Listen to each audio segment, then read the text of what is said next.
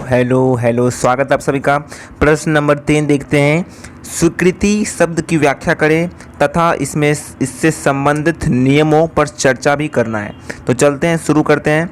English medium और Hindi medium दोनों देखेंगे, तो चिंता नहीं करना है सर जी, ठीक है। इंग्लिश में भी देखेंगे और हिंदी में भी देखेंगे और क्लास में भी आपको याद भी करा देंगे। तो और भी कुछ चाहिए क्या? चलते हैं, शुरुआत करते हैं फटाफट से। इसका पीडीएफ मिल जाएगा आपको हमारे टेलीग्राम चैनल पर। टेलीग्राम चैनल ज्वाइन नहीं किए हो तो ज्वाइन कर लो टेलीग्राम चैनल जल्दी से। सर टेलीग्राम चैनल का जो लिंक है वो कहाँ पर दिया हुआ है? वो हमारे डिस्क्रिप्शन में दिया, इस वीडियो के डिस्क्रिप्शन में दिया, जल्दी से चाहिए ज्वाइन कीजिए। स्वीकृति शब्द की व्याख्या करें तथा इससे संबंधित नियमों पर चर्चा करें। सबसे पहले आपको स्वीकृति मतलब स्वीकार होता है, उसको आपको परिभाषित करना है। भारतीय अनुबंध अधिनियम 1872 की धारा 2B, धारा याद नहीं करना है, में स्वीकृति को इस प्रकार परिभाषित किया गया है कि जब जिस व्यक्ति को प्रस्ताव दिया गया है वह उस पर अपनी सहमति व्यक्त करता है तो प्रस्ताव को स्वीकार कर लिया गया माना जाता है। इस प्रकार प्रस्ताव स्वीकार होने पर एक वादा बन जाता है। इसीलिए जैसा कि परिभाषा में कहा गया है कि जब प्रस्ताव देने वाला जिससे प्रस्ताव दिया गया है बिना शर्त प्रस्ताव स्वीकार कर लेता है तो इसे स्वीकृत माना जाएगा। इस तरह के प्रस्ताव को स्वीकार कर लेने के बाद यह प्रस्ताव एक वादा बन जाता है, प्रॉमिस बन जाता है। और वादा तो टूट जाता है, तो ये वादा नहीं टूटेगा, ठीक है। तो भारतीय अनुबंध अधिनियम 1872 के अनुसार एक बार स्वीकृत को स्वीकार कर लिया जाता है तो वो वादा बन जाता है और उसे तोड़ा नहीं जा सकता है। उदाहरण के लिए मान लीजिए कि ए बी की कार 2 लाख रुपए में खरीदने की पेशकश करता है और बी ऐसी पेशकश स्वीकार कर लेता है। अब ये वादा बन गया। समझ रहे बात को? जब प्रस्ताव स्वीकृत हो जाता है और वह प्रस्ताव बन जाता है तो वह अपरिवर्तनीय हो जाता है, परिवर्तन नहीं हो सकता, न बदल सकते हो तुम, उसे बदल नहीं सकते हो। कोई प्रस्ताव कोई कानूनी बाध्यता पैदा नहीं करता है, लेकिन प्रस्ताव स्वीकार किए जाने के बाद यह एक वादा बन जाता है और एक वादा अपरिवर्तनीय है, क्योंकि यह पार्टियों के बीच, कौन सी पार्टी सर? ए और बी पार्टी है, उसके बीच कानूनी दायित्व बन जाता है, कानून के द्वारा बंद बन जाते हैं और कानून के बंधक में बंध जाना सर वादा बन जाता है। उसको ठुकराया नहीं जा सकता। एक बार कानून के बंधक में बंध गए तो किसी प्रस्ताव को स्वीकार किए जाने से पहले उसे रद्द किया जा सकता है। अगर प्रस्ताव को स्वीकार करने से पहले मैं रद्द कर दूं, मतलब ए ने बी को जो प्रस्ताव दिया ना कि बी मैं अपना 2 लाख रुपए में तुम्हें बेचना चाहता हूँ, क्या तुम खरीदना चाहते हो? और अगर ये प्रस्ताव है ए का और बी ने इस प्रस्ताव को ठुकरा दिया और कह दिया कि नहीं मैं नहीं खरीदूंगा, मैं नहीं खरीदना चाहता हूँ, उस केस में रद्द हो सकता है। लेकिन एक बार सुनो ध्यान से सर, कान खोल कर सुनो दुनिया वालों, लेकिन एक बार स्वीकृति संसूचित हो जाने के बाद इसे रद्द या वापस नहीं लिया जा सकता है।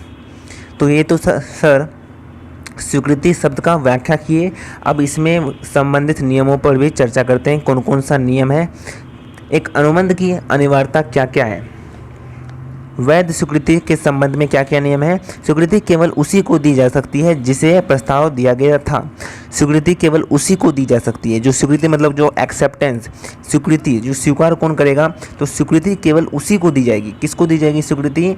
जिसे प्रस्ताव दिया गया था, जिसको प्रस्ताव दिया गया था उसी को दी जा सकती है क्या? स्वीकृति। आइए समझते हैं। किसी विशिष्ट प्रस्ताव या प्रस्ताव के मामले में इसे केवल वही व्यक्ति स्वीकार कर सकता है जिसे यह दिया गया है। प्रस्तावकर्ता की जानकारी के बिना कोई तीसरा व्यक्ति प्रस्ताव स्वीकार नहीं कर सकता है। मतलब ए ने बी को प्रस्ताव दिया है तो स्वीकार कौन करेगा? सी? नहीं सर, बी ही करेगा, यही बोल रहा है। आइए बोल्टन बनाम जोन्स के केस स्टडी को उदाहरण ले। बोल्टन ने ब्रॉकलेस्टहर्स्ट को व्यवसाय खरीदा, लेकिन ब्रॉकलेस्टहर्स्ट ने अपने सभी लेनदारों को इसके बारे में सूचित नहीं किया। ब्रॉकलेस्टहर्स्ट के एक लेनदार जोन्स ने उसे एक ऑर्डर दिया बोल्टन ने माल स्वीकार किया और आपूर्ति की। जोन्स ने भुगतान करने से इनकार कर दिया क्योंकि उसे ब्रोकलेस्ट के साथ समझौता करना था। यह माना गया कि चूंकि बोल्टन को कभी प्रस्ताव नहीं दिया गया था, इसलिए वह प्रस्ताव स्वीकार नहीं कर सकते और कोई अनुबंध नहीं है, क्योंकि उनको प्रस्ताव नहीं दिया गया। जिन्हें प्रस्ताव देगा वही स्वीकार करेगा। ए ने बी को प्रस्ताव दिया तो बी ही स्वीकार करेगा, उसके बदले सी नहीं कर सकता। जिसको प्रस्ताव दिया गया है वही स्वीकार करेगा। इसका मतलब सर यही है मोटा मोटी। जब प्रस्ताव एक सामान्य प्रस्ताव हो तो प्रस्ताव की जानकारी रखने वाले कोई भी व्यक्ति इसे स्वीकार कर सकता है। लेकिन अगर सामान्य प्रस्ताव हो, क्वेश्चन नंबर 2 में देखा था हम लोग ने, नहीं देखे जाकर देख लीजिए, लेक्चर नंबर 2 है क्वेश्चन नंबर 2। सामान्य प्रस्ताव किसको कहते हैं? जब सबको दिया जाता है, पब्लिक एट लार्ज को दिया जाता है। सुनो गौर से दुनिया वालों, मैं 2 लाख का कार बेचना चाहता हूँ, जिसको खरीदना है एक्सेप्ट करो। मतलब सामान्य प्रस्ताव।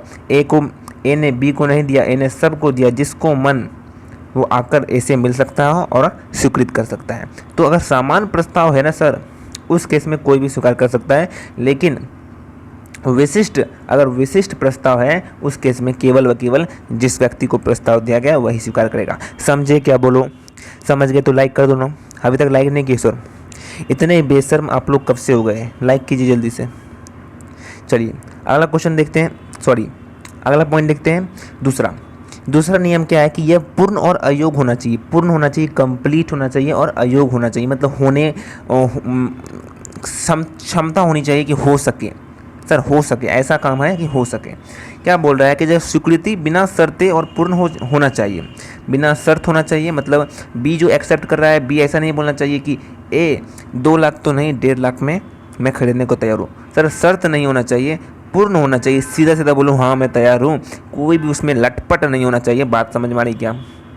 सर शर्त स्वीकृत नहीं हो सकती। अगर शर्त में शर्त डालेंगे कि सर 2 नहीं 1.5 में देंगे, मैं 1.5 में लेना चाहूँगा, 1.5 लाख में लेना चाहूँगा, तो उस केस में ये लटपट वाली बात में सर एक्सेप्टेंस नहीं करेगा। सुन लो मेरी बात, समझ रहे बात को। सर शर्त स्वीकृति नहीं हो सकती। यह एक प्रति प्रस्ताव के समान होना होगा। मतलब प्रति प्रस्ताव मतलब जैसा प्रस्ताव दिया चुपचाप एक्सेप्ट करो, नहीं करना है तो ऐसे बोलो। इसका मतलब सर समझ रहे बात को, यही बोल रहा है कि जो प्रस्ताव दिया त्यों का त्यों प्रस्ताव को स्वीकार करो। समझ रहे हैं?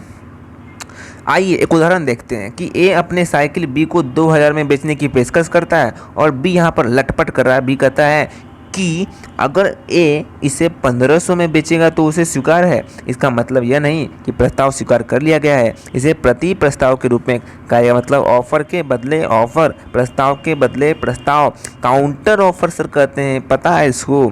नहीं पढ़े तो पढ़ लो। समझ रहे बात को? ये जानकारी आपको नहीं होगी तो मैं आपको बता देता हूँ। प्रति प्रस्ताव का मतलब क्या होता है कि ए ने प्रस्ताव दिया और बी ने प्रस्ताव के ऊपर प्रस्ताव दिया कि भाई 1500 बोलो, मैं खरीदने के लिए तैयार हूँ। तो यहाँ पर प्रति प्रस्ताव कहेंगे, इसको स्वीकृत नहीं माना जाएगा। सुन लो ध्यान से, स्वीकृत नहीं माना जाएगा, नहीं माना जाएगा, नहीं माना जाएगा। साथ ही इसे एक निर्धारित तरीके से व्यक्त किया जाना चाहिए, मतलब निर्धारित समय पर निर्धारित तरीके से इसको व्यक्त किया जाना चाहिए। यदि ऐसा कोई निर्धारित तरीका वर्णित नहीं है तो इसे सामान्य और उचित तरीके से व्यक्त किया जाना चाहिए। अर्थात जैसा कि यह व्यवसाय के सामान्य पाठ्यक्रम में होगा, निहित स्वीकृति किसी आचरणकार आदि के माध्यम से भी दी जा सकती है। मतलब क्या सर कि इसे एक निर्धारित तरीके से व्यक्त किया जाना चाहिए, निर्धारित तरीके से। यदि ऐसा कोई निर्धारित तरीका वर्णित नहीं है तो इसे सामान्य और उचित तरीके से व्यक्त किया जाना चाहिए। समझिएगा? हालांकि कानून चुप्पी को स्वीकृति का एक रूप बनाने की अनुमति नहीं देता है कि तुम चुप रहोगे। मतलब बी ने कुछ बोला, इन्हें बोला कि तुम 1500 का साइकिल 2000 का साइकिल खरीदेगा मेरे से, और बी चुप था, तो ऐसा नहीं माना जाएगा सर कि बी खरीदने को तैयार है। गेटिंग माई पॉइंट और नोट? लाइक कर दो फटाफट से, लाइक नहीं किए प्लीज़ लाइक कर दो, अच्छे बच्चे हो लाइक कर दो। स्वीकृति संसूचित की जानी चाहिए। स्वीकृति संसूचित की जानी चाहिए मतलब बी को बोलना होगा मुंह से, और ए तक कान में जाना होगा, ए के कान तक जाना होगा। ए को पता होना होगा कि बी स्वीकार कर लिया है। बी मन में ही मन बोल देगा कि मैं स्वीकार करने के लिए तैयार हूँ। बी मन में ही बोल देगा, या बी में लिख कर ड्रॉवर में रख दिया, तो वो वाली बात नहीं होगी। ए तक बताना होगा, ए को पता चलना होगा कि बी तैयार है। समझ रहे बात को? आइए पढ़ते हैं अच्छे से, ध्यान से सुनते जाओ, कान खोलकर। जो मैं बोल रहा हूँ बस सुनते जाओ, याद भी होता जाएगा सर। स्वीकृति संसूचित की जानी चाहिए, मतलब किसी प्रस्ताव को अनुबंध बनने के लिए, मतलब अनुबंध बनने के लिए, मतलब कॉन्ट्रैक्ट बनने के लिए ऐसे प्रस्ताव की स्वीकृति के बारे में वचनदाता को सूचित किया जाना चाहिए। संचार निर्धारित प्रपत्र में होना चाहिए, या यदि कोई विशिष्ट प्रपत्र निर्धारित नहीं किया गया है तो व्यवसाय के समान कर में ऐसे किसी भी रूप में होना चाहिए। मतलब क्या हो रहा है कि जो स्वीकृत करने का, या तो पत्र में लिख के दे दो कि बी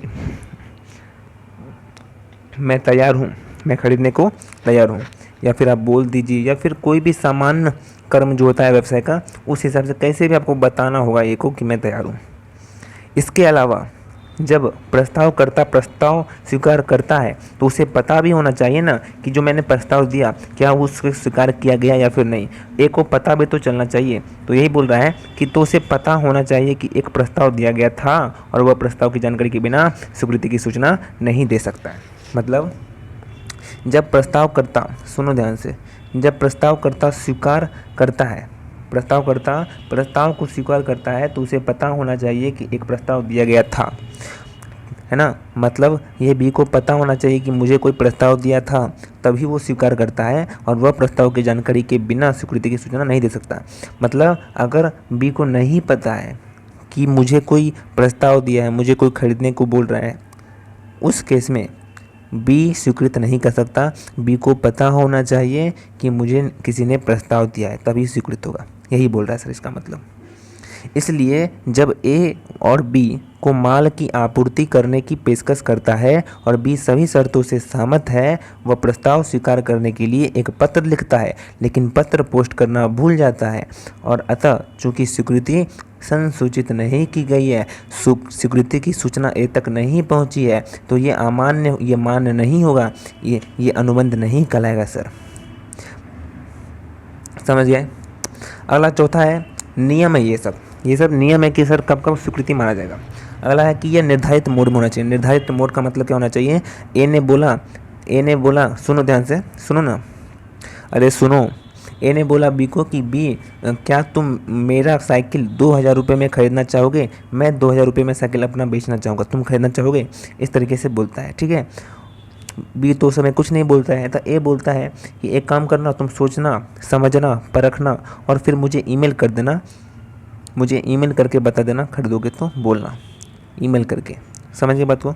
तो बी को ईमेल करना पड़ेगा। अगर बी स्वीकार करता है तो बी को ईमेल ही करना पड़ेगा। बी पोस्ट नहीं कर सकता है, ना तो बी टेलीग्राम पर बोल सकता है, ना तो बी फ़ोन करके बोल सकता है। बी को ईमेल करोगे तभी स्वीकृत माना जाएगा। आओ देखते हैं।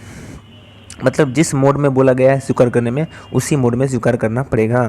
प्रस्ताव की स्वीकृति उस निर्धारित तरीके से होना चाहिए जिसकी मांग प्रस्तावकर्ता द्वारा की गई है। यदि ऐसा कोई तरीका निर्धारित नहीं है तो यह उचित तरीके से होना चाहिए जिसे व्यवसाय के समान पाठ्यक्रम में नियोजित किया जाएगा। लेकिन यदि प्रस्तावक किसी अन्य तरीके से प्रस्ताव स्वीकार करने के बाद उस तरीके पर जोर नहीं देते हैं तो यह माना जाएगा कि उसने ऐसी स्वीकृति के लिए सहमति दे दी है। मतलब क्या है कि लेकिन यदि जो प्रस्ताव है वो किसी अन्य तरीके से, अगर प्रस्ताव स्वीकार करने के बाद उस तरीके पर जोर नहीं देता है, मतलब जैसे बी ने ए ने 2000 रुपये में बेचने की बात की थी और ए ने बोल दिया था कि मुझे ईमेल पे बता देना। बी ने ईमेल नहीं किया, बी ने उसे फ़ोन पर बता दिया। ए कुछ भी नहीं बोलता है, बोलता है ओके ठीक है। ए कुछ नहीं बोलता कि तुम्हें ईमेल पे भेजना है, ए अपना कुछ भी नहीं बोलता है। उस केस में सर क्या होगा? क्या स्वीकृत माना जाएगा? यस, स्वीकृत माना जाएगा, क्योंकि ए ने कुछ बोला ही नहीं। ए ने अगर कुछ नहीं बोलता है, ए सहमत हो जाता है। इसका मतलब क्या होता है? ए क्या होता है सर? सहमत हो जाता है उस केस में। तब क्या होता है कि यह माना जाएगा कि उसने ऐसी स्वीकृति के लिए सहमति दे दी है। और कोई अगर जोर नहीं डालता है, ए ऐसा नहीं बोलता है कि ईमेल पे भेजो, उस केस में आराम से मान लिया जाएगा। एग्जाम्पल देखो, इसलिए ए अपने खेत बी को 10 लाख में बेचने की पेशकश करता है। वह बी से अपना उत्तर डाक के माध्यम से बताने के लिए कहता है। बी ने ए को अपना प्रस्ताव स्वीकार करते हुए ईमेल भेजा। अब ए को निर्धारित तरीके से उत्तर भेजने के लिए कह सकता है, लेकिन यदि ए ऐसा करने में विफल रहता है, ए नहीं बोलता है कि सुनो ना, मैं तुम्हें पोस्ट में डाक से भेजने के लिए बोला था, तो ईमेल कर रहे हो, डाक से भेजो, जाओ डाक से भेजो। ऐसा नहीं बोलता है। अगर ऐसा नहीं बोलता है ए, तो इसका मतलब है कि उसने बी की स्वीकृति स्वीकार कर ली है और एक वादा किया गया है। ठीक है। निहित निहित स्वीकृति क्या है? भारतीय अनुबंध अधिनियम 1872 की धारा 8 में प्रावधान है कि वादा करने वाले आचरण या कार्यों द्वारा स्वीकृति स्वीकार है। इसलिए यदि कोई व्यक्ति कुछ ऐसा कार्य करता है जो बताता है कि उसने प्रस्ताव स्वीकार कर लिया है, तो ऐसी निहित स्वीकृति स्वीकार है। इसलिए यदि ए और बी में से एक हज़ार में घास की 100 गांठें खरीदने के लिए सहमत होता है और बी माल भेज देता है, तो उसके कार्यों को अर्थ यह है कि वो प्रस्ताव स्वीकार कर लिया गया है। मतलब क्या सर? कि अगर कोई भी वादा करने वालों के जो आचरण है उसके कार्य द्वारा स्वीकृति मान लिया जाएगा। मतलब वादा जो किया था, अगर उसके आचरण से लग रहा है कि नहीं वो स्वीकार कर लिया है, उस केस में सर स्वीकृति मान लिया जाएगा। जैसे यहाँ पर ए और बी है, ए बी से 1000 रुपये, ए जो है वो बी से 1000 में घास की 100 गांठें खरीदने के लिए सहमत होता है और बी माल भेज भी देता है। उस केस में ये पता चलता है कि बी एक्सेप्ट कर लिया है और प्रस्ताव स्वीकार कर लिया गया है। ठीक है। आइए दोस्तों इंग्लिश में देखते हैं। Explain the term acceptance and discuss the rule relating to it. Acceptance का मतलब क्या होता है सर? देखते जाइए। इंडियन कॉन्ट्रैक्ट एक्ट 1872 के हिसाब से जब when the person to whom the proposal has been made signifies his assent thereto and the offer is said to be accepted, thus proposal when accepted become promise. So as the definition states, when the offeree to whom the proposal is made unconditionally accept the offer, it will amount to acceptance. After such an offer is accepted, the offer become a promise. Say for example, A offer to buy B car for rupees 2 lakh and B accept such an offer. Now this has become a promise. When the proposal is accepted and it become a proposal, it also become irrevocable and offer does not create any obligation, but after the offer is accepted it become a promise. promise बन जाता है। उसके बाद दोस्तों कुछ rules regarding valid acceptance है। पहला, acceptance can be given. इसको हम लोग समझा देते हैं, रुक जाइए। एक्सेप्टेंस का मतलब क्या होता है कि जब कोई ऑफ़र देता है, और उसको कोई ऑफ़र देता है और उसको एक्सेप्ट कर लेता है, तो वो बन जाता है प्रॉमिस। तो उसको ही कहते हैं एक्सेप्टेंस। ठीक है। एक्सेप्टेंस का क्या क्या रूल है? पहला है, acceptance can only be given to whom the offer was made. मतलब जिसको ऑफर दिया गया है वही केवल एक्सेप्ट करेगा। मान के चलो ए ने बी को ऑफर दिया है, तो बी ही केवल एक्सेप्ट करेगा, सी डी एक्सेप्ट नहीं करेगा और कोई एक्सेप्ट नहीं करेगा। दूसरा, it has to be absolute and unqualified. मतलब जो ऑफर दिया गया है सेम टू सेम वैसा ही एक्सेप्टेंस होना चाहिए। लटपट नहीं होना चाहिए कि 2000 का सामान को 1500 में बेचने को कर रहा है यहाँ पर, तो ऐसा नहीं होना चाहिए। एब्सोल्यूट होना चाहिए और अनक्वालिफाइड होना चाहिए, बिना कोई काउंटर ऑफर के, बिना कोई लटपट के। जैसा ऑफर दिया वैसा सीधा एक्सेप्ट करो, नहीं करना है तो बोलो ऐसा, तो मना हो जाएगा। ठीक है। तो वो ऑफर वैलिड नहीं कहलाएगा काउंटर। ठीक है। वो जो कॉन्ट्रैक्ट है वो वैलिड नहीं कहलाएगा। ऑफ एक्सेप्टेंस जो होना चाहिए वो एब्सोल्यूट होना चाहिए और अनक्वालिफाई होना चाहिए। एक्सेप्टेंस कम्युनिकेटेड होना चाहिए, मतलब ऑफ रोड को पता होना चाहिए। जैसे ए है और बी है, ए को पता चलना चाहिए कि बी ने मेरा ऑफर एक्सेप्ट कर लिया है। समझ गए? वही होता है कम्युनिकेट। अगला है, it must be prescribe mode. ये प्रिस्क्राइब मोड में होना चाहिए। अगर ए ने ऐसा बोल दिया कि तुम मुझे बता देना अगर एक्सेप्ट करना हो तो ईमेल पर बता देना, और बी अगर ईमेल पर नहीं बताता है, बी राजा ईमेल पर नहीं बताता है, बी बताता है फ़ोन करके, उस केस में एक्सेप्टेंस नहीं कहलाएगा। लेकिन अगर बी ने ईमेल पर नहीं भेजकर फ़ोन पर बता दिया और एक कुछ भी नहीं बोलता है, एक कुछ बोलता ही नहीं, वो बोलता है ठीक है ओके तुम खरीदना चाहते हो, ठीक है बहुत बढ़िया बात है खरीद लेना। एक कुछ भी नहीं बोलता है कि साले ईमेल पर भेज, एक कुछ भी नहीं बोलता है, तो ये एक्सेप्टेंस मान लिया जाएगा। तो उस केस में एक्सेप्टेंस को मान लिया जाएगा। समझ गए? इम्प्लाइड एक्सेप्टेंस का मतलब क्या होता है? एक्सेप्ट नहीं किया लेकिन ऐसा काम किया, इससे पता चल गया कि वो एक्सेप्ट कर लिया। जैसे ए ने बी को बोला कि 1000 रुपये में मुझे 100 बेल दे दो। मतलब बेल का मतलब क्या होता है? घास का बंडल। 1000 रुपये में मुझे घास का, जो घास होता है उसका बंडल मुझे दे दो। कितना घास का बंडल? 100 घास का बंडल। उस केस में क्या करता है, जो बी है वो बिना कुछ बोले उसे भेज देता है।